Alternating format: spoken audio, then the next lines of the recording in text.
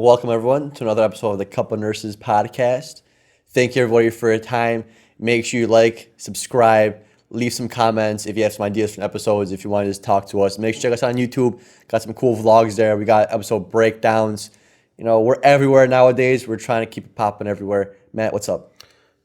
All is well. So on today's episode, we're going to talk about what to expect after the NCLEX. You have reached your milestone as a nursing student and you're going to be transitioning into a practitioner. Are you ready? Do you have what it takes? Are you ready to be working on the unit of your dreams? This is like the first step you're going to have into almost adulthood, you could say. You finish school, you pass your NCLEX, now you try to get your big, grandiose nursing job. This is going to be the first time you're applying to a job with this kind of responsibility and this status ever in your life. And it's finally all this time that you've been working for your, hard-earned license, you finally have it. Like this was a very exciting time in my life. I remember watching like the World Cup at FIFA, eating my wings, and I was checking my NCLEX score. And I'm like, yes, I passed. I'm just like, oh, okay. What's next? It's like that milestone after graduating nursing school. You're like, oh, well, time to study for the NCLEX, and here it is. So we're gonna give you guys the details and what do you need before applying for a job. Yeah, some schools try to prep you a little bit. They try to let you know what kind of paperwork to gather together before you apply to a job, because you're always going to need some kind of resume, some kind of identification, your social security cards, proof of your address, your RN license, and even your transcripts for school. You always want to keep those together, usually in one spot, because you're going to be using those for the rest of your life. Literally every job is going to require the same paperwork. It's just a pain in the ass applying to these places because it requires you to do the same thing over and over again. It just becomes dry. Yeah, I wish there was like one standard application process. You have to make a username for every single hospital and then search based on their job board. Right. Even for travel nursing, if you're doing travel nursing, you're going to be sending your application and your resume and your paperwork to multiple agencies, because every agency requires their own system, so they have to make copies of your actual records. And there's no one uniform company that keeps track of all your records and it passes on. You have to manually give this information to travel companies. Yeah. And one thing I wish I learned 5 years ago when I first became a nurse is organization. Put everything together into one document.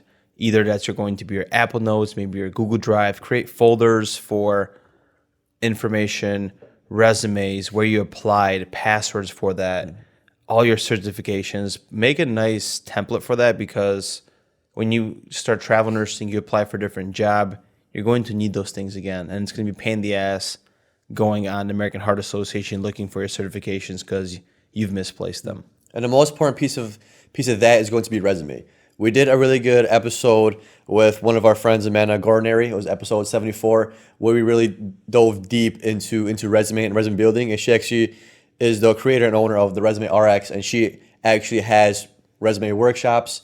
And if you're interested in that, you can check her out at the Resume RX. She does great work, creates these in-depth resumes. She literally makes your resume into like a professional format. You could give her X amount of information, and then she just creates a nice visual resume for you. Yeah, and ultimately when it comes to applying for your first position after the NCLEX, knowing people in hospitals or having some kind of network is going to help you the most. That's going to put your resume first in the application process. When I first got my position, I applied to a few hospitals where it didn't work out. I applied to actually the place you worked at in Chicago. I was going on vacation, so they just didn't even give me a chance to reschedule my first interview. I was actually kind of bummed up about it. And I knew one of my family friends that worked at the hospital that I got the job, and word of mouth, hey, I got the application. So resumes are great, but also word of mouth if you can, network, know some people. Even on social media, just network. You never know when you might need those people again in your life. Yeah, you always want to start with people that you know, because those are going to have already an in for you, and that's the easiest place to start, because you don't have to go apply to random places and speak to people that you don't know.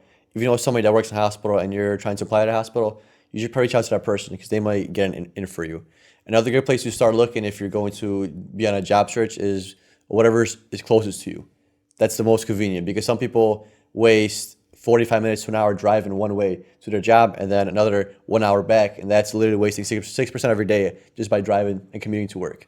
So the most convenient one place to look for a job is near you because it's going to make your life more efficient and just everything's going to just be more convenient. Yeah. And also, when you get your NCLEX, what kind of specialty are you going to want to work? Or maybe what kind of field of work? Do you want to work at a hospital, maybe a nursing home? You want to take a step back from that. Maybe you want to go into the esthetician route. Maybe you want to just do dialysis and just do that type of nursing. So you should look into what you want to do. If you want experience for that point, go to the hospital. That's where you're going to get the most of it. Do a simple search, go on Google, look up, a good 15, 30-mile radius, I would say. I think 30 miles is already stretching the limit of driving an hour, at least when it comes to LA. So just be, wary of that and apply. And this is, the piece of advice that we give to everybody. Apply to any position you want to. Don't just do med surg because that is the end all be all as a new grad. F that, as we always say. Go chase what you want. ICU, whether it's maybe even like cath lab, which, specialty units like that. Give it a try. It won't hurt. And if you want med surg, that's fine. Like, just make sure the first thing that you try to apply to is something that you've always wanted to do. Because then you're not guessing or second guessing your choices because you're already going to be there. If you end up hating it or disliking, that's okay. At least now you know that it didn't work out for you and you can move on to the next thing instead of starting somewhere that you didn't want to start.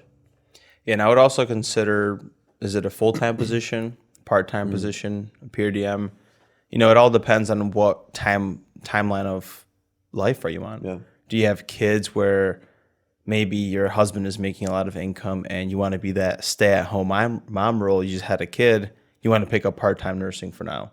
Nursing has that ability. It's awesome. Yeah. That's why I want to tell new nurses coming on is this role is you could mold it to anything you want to do. If you are a full-time mom, you want to take time away, just like us for podcasting, we could go part-time if we wanted to. It's honestly a great career, and it's honestly great to have as a backbone. If let's just say you were to adventure or do something else, you will have that always there. Yep. So awesome, guys. You applied to your dream nursing job. You got your resume. You got the interview. So the next big portion is the interview process.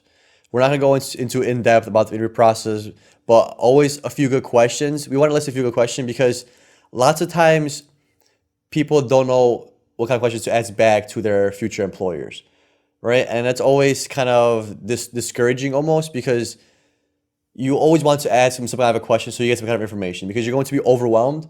So it's always good to kind of still get some information while being a little bit overwhelmed. That makes sense. Yeah. You still want to ask around. So the best question to ask them is, if you're a new grad, is how long is their new grad program? That's always something good to ask because some of them are 13 weeks, 15 weeks. Some of them say, hey, we don't really have a new grad program. We have this other program. You'll kind of want to figure out what you're getting yourself into right off the bat. Yeah, and sometimes it might be a 6-month commitment to a year. That 1-year commitment, the first 6 months, you might be attending classes maybe every 2 weeks, once a month. You might have to do a research project at the end of that year to present during, I forget what it was, but I had to make a presentation. I don't even know what the project was about. Yeah, I know. Jeez, it was so long ago. It was 4 years ago. I think it was like the prevention of like Foley's and, early protocols of removing it and assessing all that and presented some numbers. So you're probably going to do a project like that. That's how the hospital kind of like gets you there. And they tell you if you cancel early, you might be losing some money. Yeah. And prior to that, so you might be asking questions. It's very important to assess like unit culture, how they are as a team. Of course, there's always going to be turnover in the hospitals. There's always going to be some kind of gossip, but at the most part, just assess how the nurses are, because you want to work with a good culture. I know there's so many people that message us sometimes and they're like, I hate my position. What can I do about this? Sometimes you can't do much. You just have to kind of pull through and work there for that year just to get that experience. You might not like it. You might not get along with people. There might not be have great leadership or teamwork. It is what it is at that point. Yeah, it's always good to ask if there's an opportunity to progress or be brought up to any kind of leadership role. Because if you're not satisfied as a bedside nurse, then maybe you are looking for something more into leadership, like working your way towards like a charge nurse or an assistant manager or something like that. And that'll give you kind of an escape from the bets that you didn't want to do or you found that you don't like. Because some places don't offer that kind of ability to progress, and that might show you that there's a ceiling, that you're like a cap basically. Because once you reach this point, there's really nothing for you to progress in, and that might be discouraging for your future plans or goals. Yeah, and also like the educational part. Maybe you want to advance where you want to go get your MSN, CNL. Maybe you want to go into CRNA school. Will your hospital pay for your education? That's very important too, I would say. It's very important. That's actually, if you're going to want to go to a higher level of education, I would definitely recommend finding a hospital that might pay you a little bit less, but gives you those bonuses in paying for tuition. Especially if, for example, it tells you, because there's ways hospitals try to get you in for the long run, so they might tell you they will pay you for your tuition 100%, but you have to work at their facility for 2 to 5 years after you graduate. So you have to work in there for X amount of years. That commitment, which is perfect if you really like the hospital. If you find yourself in a unit that you really like, and you like the culture there, you like the hospital, and the managers are cool, the physicians are great, and you see yourself staying there for the long term, that's a really good route to take. Yeah. Also the interview process. So you might be wondering what happens, how it goes down. It's very casual. Just honestly, the best piece of advice is just be yourself. If you know your true self, you're not going to need to memorize specific bullet points or sentences to shine your way through. I almost see it like dating. Yeah. Like in this industry or pickup artist industry, they think you can come up with like specific lines to go pick up a girl. Like if you're already a confident person, you already know yourself, that's all you need. The approach is already there. So same thing with the interview process. You know who you are, just show that true authentic self. And when it comes to the questions, if I want to work with another nurse, I want to make sure they could handle a stressful situation. They could show great leadership skills and teamwork. If they're done with their assignment, are they going to help out or ask? So they're going to ask you questions like, how did you describe, or was there a difficult situation in, clinicals? How did you, assess the situation, or how did you kind of stand up for yourself in a leadership position when you felt down? How did your coworkers react? So they're going to ask you all these things. So if you want to mentally prepare for that, you can. Yeah. But ultimately, you want to be that person. That's that good nurse that I want to hire. Right. They're never going to ask you, hey, what's a normal potassium range? They're going to ask you these more subjective questions, scenario-based. And Matt gave a good example, but another example could be like, can you give us an example where you showed leadership or showed an action of change when you did not conform to a policy or a patient's care based on physician's orders? Like they can ask you that kind of question where it's like kind of tricky, almost to test your ethics, and it's almost puts you in like an ethical dilemma. Yeah. Like what's the right thing to do on paper? What's the right thing to do in reality? And which one are you going to kind of choose and go with? And that's that nurse that you want. Another one is like, if there's a miscommunication between your teammate, how should you handle that? So for example, if you're somebody that is like a drama person that tracks that, you can see that in an interview question based on how you're going to respond. And you're the one that's nervous, so sometimes you almost have like that Freudian slip, which your subconscious kind of comes out and you start like telling the truth of who you are. So just be careful, and like I say, always just know your true self in these interview questions. Yeah. It goes that simple. Yeah, it's all yeah. To get more of like an analytical level, it's also really good to ask about their patient ratios on busy days. Yeah. If it's ICU and they tell you, yeah, our ratios are 2 to 1, sometimes 1 to 1 depending on a patient, but sometimes we get a little busy and we have to take on a third patient. Then you're already thinking like, damn, so this could get real busy sometimes. And if you're really nervous, this might not be the most acute place that you should work at right now. If you don't feel that you're prepared or ready for that, but I mean, you should still probably risk it. Yeah, I would say, because you got to learn somehow. You rather just, for me, or at least for me, I rather learn the more acute stuff first, and then learn the kind of basics later on. And that's what you get excited for too. When you apply for your first position, you always want to know, like, are they stroke certified? Do they have a lot of open hearts? Or in the ICU, always wondering, hey, do they have ECMO and CRT? So if that stuff excites you, ask those questions. Basically, when it comes to picking your first position, I know you're like, I don't care what position it is, I just want to get it. But also, you're also interviewing that facility just as much as they're interviewing you, because you want to be in that great position. You don't want to have a turnover rate. If you're somebody that doesn't like change often, you want to make sure you land that first position. And those are the questions you have to ask to, achieve that dream job. Yeah, like as a new grad, you have an idea of your ideal unit and how a unit is supposed to function, but that is a little different from reality. You might join a unit that you really enjoyed for your capstone or for your last year nursing residency, and you might have loved it, and guess what? You join that same hospital, and you might be like, wow, this is a lot different than my clinical, because things are a lot different than clinical. And that's okay to come to the realization that, hey, this unit isn't for me. There's so much units out there you can just easily change. So don't be scared that, hey, you're applying to this dream unit because you always wanted to do, let's say you always wanted to do peds, and you tried peds and you couldn't handle it because you just got too emotional or whatever, and then you decided leaving. Completely fine. It just shows that wasn't for you, and there's other areas for growth. Yeah, you make a very good point. And then afterwards, after the interview process, you might have one position, might have two positions to apply for.